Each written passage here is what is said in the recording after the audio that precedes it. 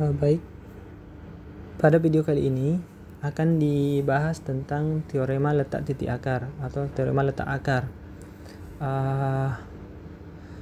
Sebelumnya di sini nanti yang akan digunakan itu adalah metode bisection atau metode bagi dua untuk mendapatkan akarnya, atau untuk mendapatkan barisan yang nantinya barisan itu konvergen ke akarnya. Teoremanya seperti ini. Diberikan interval I A, B, interval tertutup terbatas, dan F itu dari I ke R kontinu pada I. Jika FA kurang dari 0 kurang dari FB, atau jika FA lebih dari 0 lebih dari FB, maka pasti terdapat C anggota dari interval terbuka A, B sedemikian sehingga FC sama dengan 0. Seperti itu teoremanya. Sebelum kita masuk ke pembuktiannya, kita diperkenalkan terlebih dahulu terkait dengan nested interval, karena nantinya ini yang kita gunakan untuk membuktikannya. Nested interval itu seperti ini. Misalnya kita punya interval IN, n elemen asli, jadi punya sederetan atau barisan interval IN. Nested barisan interval IN ini dikatakan nested jika memenuhi rantai berikut ini. Jadi I1 harus memuat I2, I2 harus memuat I3, dan seterusnya sampai IN memuat IN tambah 1. Jadi intervalnya semakin kecil, bisa dilihat dari gambar ini. Jadi ini IN-nya, nanti IN tambah 1-nya itu termuat di IN. Jadi semakin besar indeksnya, semakin kecil atau intervalnya termuat di indeks yang lebih kecil, seperti itu. Contohnya misalnya ini, IN sama dengan 0,1/n. Nanti kan didapat begini. Untuk I1-nya kan nanti 0,1. I2-nya nanti 0,1/2. Ini tentu termuat begini. Terbalik ini. Jadi 0,1/2 terbuat di sini. Begitu juga nanti di sini memuat 0,1/3 dan seperti itu. Jadi jika kita menemukan interval seperti ini modelnya, sebarisan interval seperti ini, maka kita katakan dia nested interval. Selanjutnya ada teorema terkait dengan nested interval, yaitu sifat dari nested interval. Misalnya diberikan IN, bentuknya interval tertutup AN, BN, N elemen asli, jadi sebarisan nested interval, intervalnya interval tertutup terbatas. Maka katanya terdapat suatu bilangan real, katakanlah E, sedemikian sehingga E elemen IN untuk setiap N elemen asli, seperti itu. Buktinya bisa dilihat di sini. Buktinya bahwa nanti kita gunakan saja ini teoremanya. Kalau ada yang bermasalah bisa diperjelas nantinya. Nanti ini ingat saja dulu teoremanya bahwa ada bilangan real E sedemikian sehingga E ini elemen dari setiap interval, dari sebarisan interval tersebut. Seperti itu. Baik, kita lihat bukti dari teoremanya. Teoremanya tadi kita buktikan untuk yang bagian pertama saja ini. FA kurang dari 0 kurang dari FB. Berarti kalau kita bayangkan ini kurang lebih ya, FA-nya nanti seperti ini.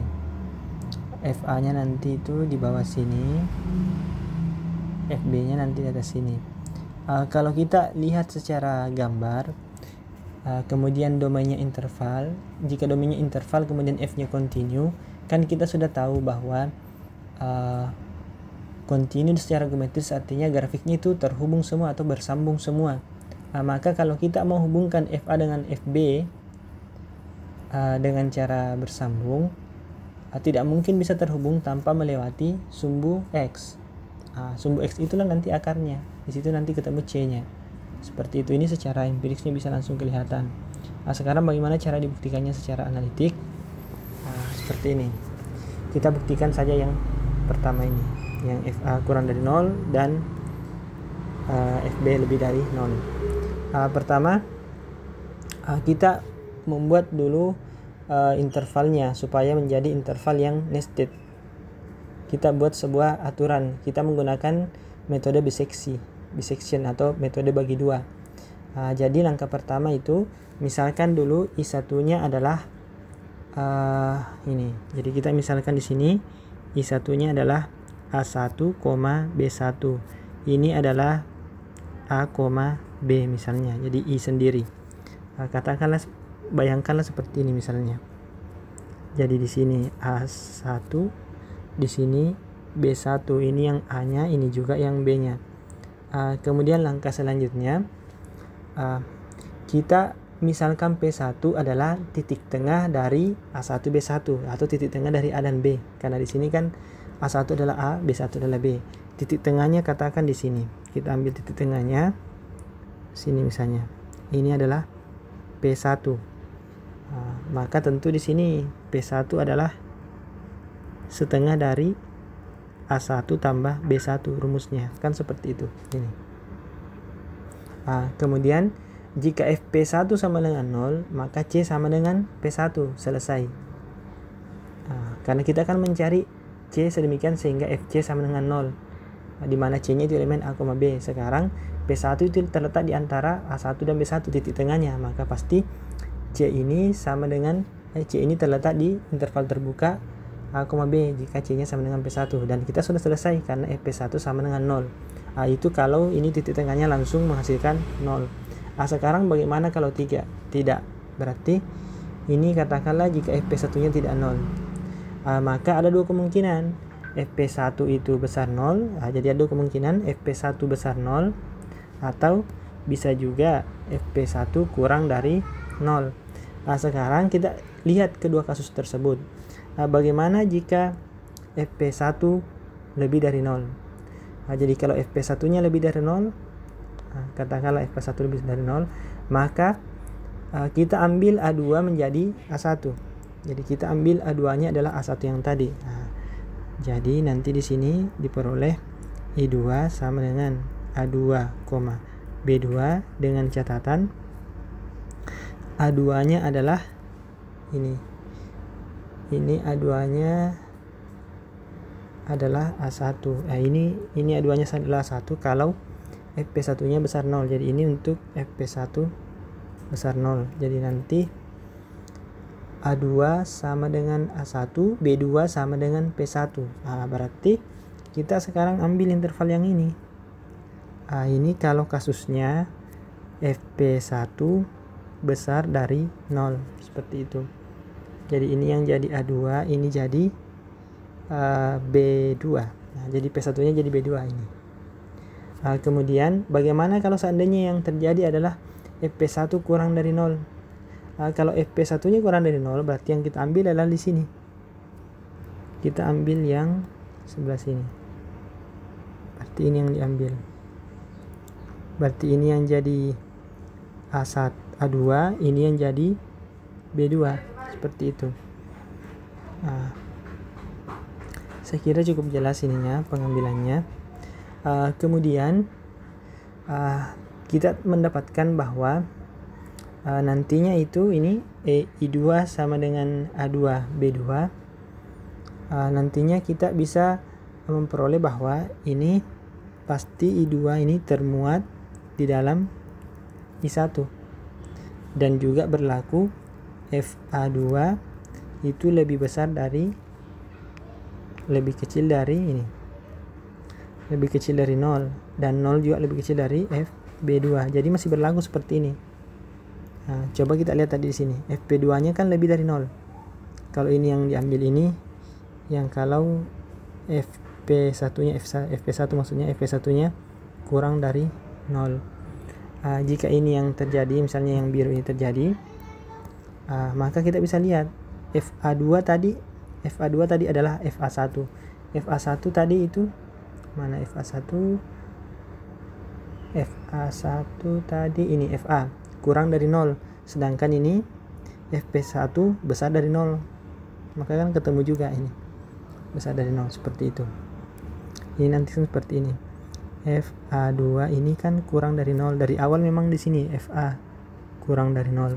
Ini Kalau sama terus ke sini berarti FA1 kurang dari 0 dan ini 0 kurang dari FP1. Kalau yang terjadi yang merah, nanti di sini jadinya FA2 ini kan FA2 dapatnya kurang dari 0 karena P1 sama dengan A2 nya nanti di sini. Ini sama ini. Kalau yang kanan yang diambil ini kurang dari FB2 kan seperti itu. Selanjutnya dengan cara yang sama kita lakukan proses secara terus menerus sehingga nanti di sini anggaplah yang terjadi yang ini yang biru, yang ya atau yang merah saja ya. Yang anggaplah ini yang terjadi FP ini. Berarti di sini ini adalah A2, di sini adalah B2. Maka ini lagi yang kita lakukan proses yang sama ini. Tentukan lagi titik tengahnya. Jadi kita ambil lagi titik tengahnya. Di sini misalnya ya ini dikatakan P2. Seperti itu. Prosesnya diteruskan. Jadi kalau di sini FP2-nya besar 0 lagi, maka ini lagi yang diambil. Tapi kalau FP2-nya kecil 0, maka yang di sebelah sini yang diambil, yang merah. Yang di sini. Seperti itu terus menerus. Akhirnya nanti kita peroleh barisan nested seperti ini. IN memuat IN itu ini I1 memuat ini terbalik tadi ya. I1 termuat di cocok nih. Ini I2 termuat di I1 berarti ini IN memuat IN tambah 1. Begitu juga di sini memuat IN tambah 2. Ini untuk setiap N elemen asli. Maka diperoleh barisan IN itu barisan interval nested atau nested interval. Seperti itu. Kemudian setelah kita peroleh yang itu, kita buat ininya. Barisannya kita perhatikan dengan proses ini basic C yang dilanjutkan seperti itu tadi. Kita misalkan intervalnya yang ini tadi yang diperoleh mempunyai ini titik bisection, maka kita selalu punya FAK itu kurang dari 0. Kan demikian tadi pemisalannya. FAK kurang dari 0 dan FBK selalu lebih dari 0. Dan bentuk PK nya ini bentuk umumnya. Maka jika kita berhenti di FPK sama dengan 0, artinya FPK sudah sama dengan 0, maka selesai buktinya. Kita tidak perlu lanjutkan. Ini penjelasan ulangnya tadi secara umum. Selanjutnya bagaimana jika ternyata FPK-nya lebih dari 0 atau kurang dari 0 kan bisa jadi. Kalau FPK-nya lebih dari 0 ini seperti ini tadi. AK tambah 1 diambil AK, BK tambah 1 dipanggil PK yang tadi. Kemudian kalau kurang dari 0 maka AK tambah 1-nya adalah PK. Kemudian BK tambah 1-nya adalah BK. Apapun yang kita ambil di sini, keduanya tentu akan mengakibatkan ini. Yang tadi saya jelaskan dengan sifat ini. FAK tambah 1 kurang dari 0 dan FBK tambah 1 selalu lebih dari 0. Itu berlaku untuk setiap intervalnya. Selanjutnya kita akan memanfaatkan teorema nested tadi. Ini sama saja. Kalau N-nya nanti berhenti di FPN sama dengan 0 ada, maka kita sudah selesai. Sekarang anggaplah kita tidak pernah menemukan PN sehingga FPN sama dengan 0. Maka yang kita lakukan adalah memperhatikan nested ininya, nested intervalnya, nested sequence dari interval tertutup terbatasnya ini. Berlaku ini aturannya menurut ini tadi. Kita perhatikan yang itu dengan menggunakan teorema ini, properti nested interval yang tadi saya berikan, yang kita berikan tadi di awal. Maka kita nanti akan memperoleh suatu bilangan. Itulah yang kita sebut dengan C. Ini C. Tapi sebelum itu kita lihat dulu panjang setiap interval IN itu kan seperti ini. BN kurang AN sama dengan B kurang A 2 pangkat N kurang 1. Di sini bisa kita lihat kalau N-nya 1 kan tadi ke awal. Kalau N-nya 1 nanti kan begini. Panjang interval dari I itu kan sama dengan sebenarnya adalah B kurang A. Ini panjang interval dari I. Anggaplah apa bahasanya? Tidak ada. Panjang saja, panjang I. Kemudian panjang I2 menurut cara kita kan harusnya 1/2 B kurang A karena kita selalu ambil setengahnya. Berarti kita bisa lihat langsung 2 di sini berarti 2 pangkat 2 kurang 1 2 sesuai. Makanya ini rumus umumnya seperti itu. Kemudian dengan ini kita menggunakan nested interval property yang tadi, bahwa kalau kita punya interval nested, kemudian dari interval yang tertutup terbatas, maka pasti ada C yang berada di setiap IN, sehingga berlaku ini untuk setiap n elemen asli. Kemudian perhatikan bahwa limit dari Bn kurang An pasti sama dengan 0. Mengapa demikian? Lihat saja di sini. Di sini kan limit Bn kurang An ini sama dengan limit B kurang A per 2 pangkat n kurang 1. Nah, berarti ini kan sama dengan 0. Barisannya pasti menuju 0 ini. Barisan ini kan pasti menuju 0, berarti ini juga menuju 0. Akibatnya apa? Kalau dia menuju 0, maka pasti barisan AN-nya sama dengan C sama dengan Bn. Bagaimana cara melihatnya yang itu? Kita bisa jelaskan dulu di sini. Saya hapus dulu nih anunya. Jelaskan di bagian sininya. Sini. Berarti yang ini bagaimana bisa menjadi ini? Kita bisa gunakan ini. Ini AN kurang sama dengan C kurang sama dengan Bn. Kurangi saja semua dengan AN, berarti di sini menjadi 0 kurang sama dengan ini untuk setiap n.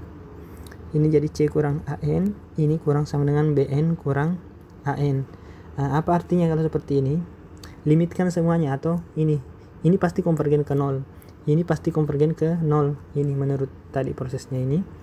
Maka menurut teorema Apit ini harus konvergen ke 0. Kalau ini konvergen ke 0, maka pasti barisan AN konvergen ke C. Seperti itu. Dengan cara yang sama juga nanti diperoleh bahwa ini Bn dan An, berarti An konvergen ke C, maka haruslah juga dari sini, dari ini yang 2, nanti haruslah Bn konvergen ke C. Makanya diperoleh ini limit An sama dengan limit Bn sama dengan C. Selanjutnya dari sini kita sudah peroleh bahwa C pasti elemen I, ini jelas. Kemudian karena F kontinu ini dari sini An Bn, karena F itu kontinu pada kontinu pada I, maka dia kontinu di C. Akibatnya limit dari ini kriteria barisan untuk kriteria konvergenan barisan untuk fungsi kontinu, maka diperoleh Fan itu konvergen ke Fc dan Fbn juga konvergen ke Fc. Seperti itu. Sekarang kita tinggal lihat bahwa faktanya tadi di awal itu setiap Fan ini pasti kurang dari 0. Ini. Kalau dia kurang dari 0, maka ini Fan itu kurang dari 0, maka juga barisannya atau limitnya pasti begini. Limitnya atau kita tulis di tempat yang lebih luas ya. Ini sudah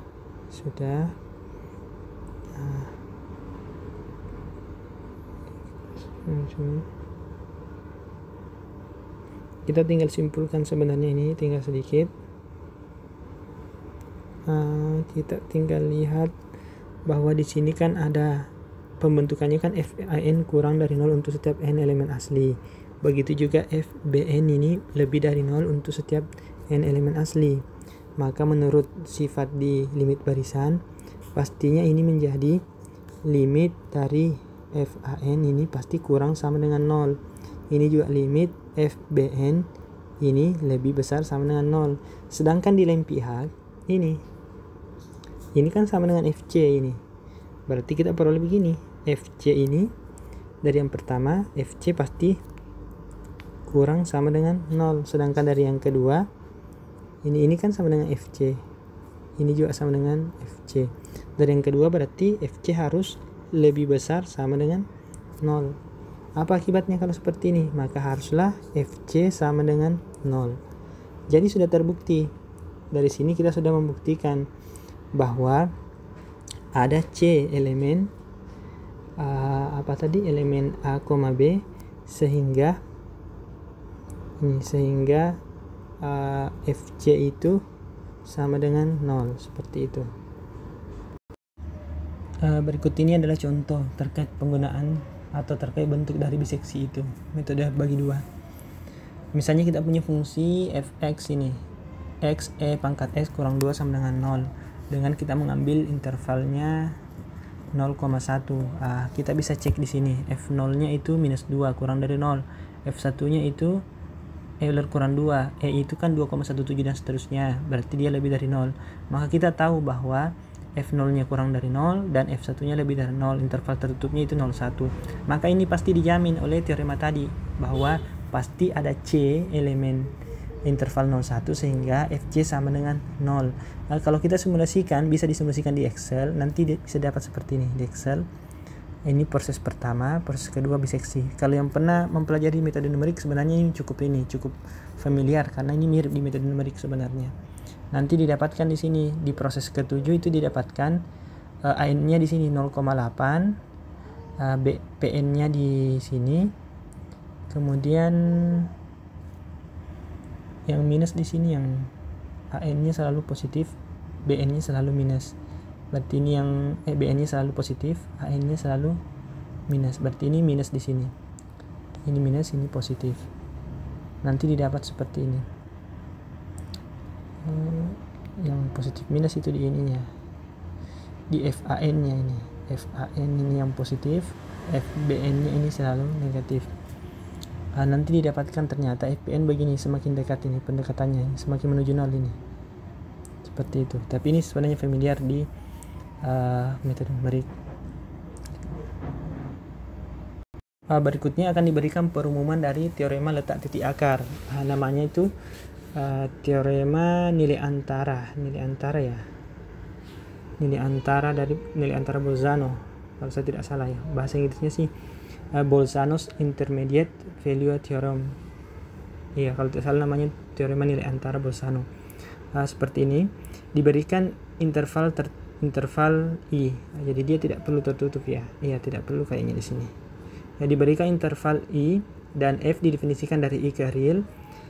Sedemikian sehingga F-nya kontinu pada I. Jika A, B elemen I dan jika K elemen suatu bilangan real memenuhi ini, FA kurang dari K kurang dari FB, maka terdapat C elemen I antara A dan B.